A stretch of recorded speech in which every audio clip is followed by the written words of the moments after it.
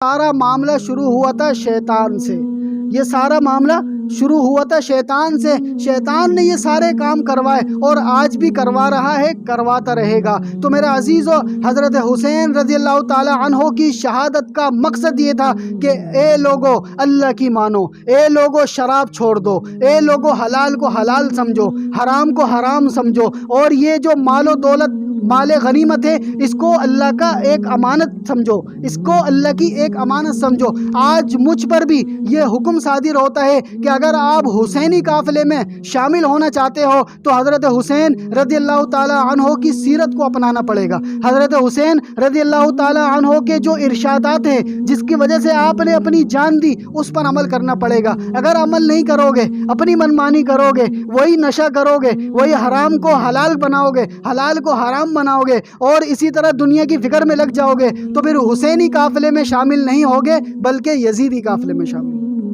تو کس میں شامل ہونا ہے؟ حسینی قافلے میں شامل ہونا ہے۔ اگر حسینی قافلے میں شامل ہونا ہے تو حضرت حسین کی طرح اپنی زندگی گزارنی پڑے گی، جو کہ تھوڑی سی ہے، مختصر سی ہے، پتہ نہیں کتنی ہے، چھوٹی سی ہے، مختصر سی ہے۔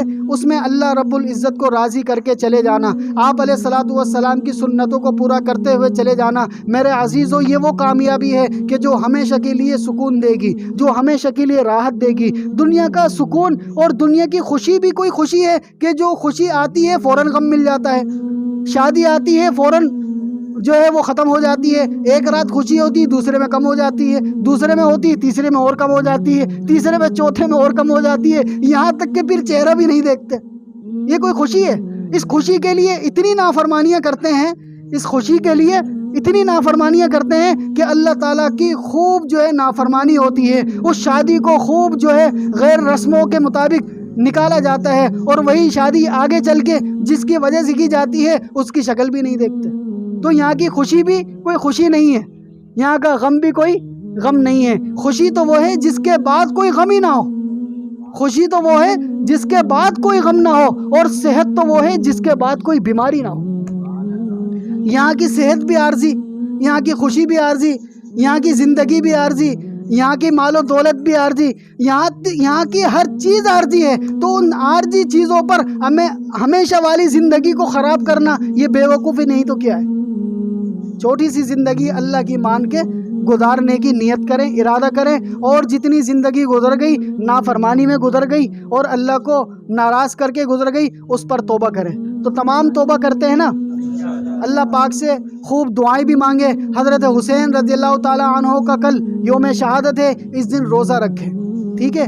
اس دن روزہ رکھیں اور اللہ تعالیٰ سے ان کے وسیلے سے دعائیں مانگیں، ان کے وسیلے سے دعائیں مانگے، آپ حضرت حسین کے وسیلے سے، اور ان کو یہاں سے خوب درود کا نذرانہ بھیجیں، قرآن کریم کی تلاوت کر کے بھیجیں، ذکر و اذکار کر کے بھیجیں، کیونکہ آپ کا یہ بھیجنا آپ کے لیے فائدہ مند ہوگا۔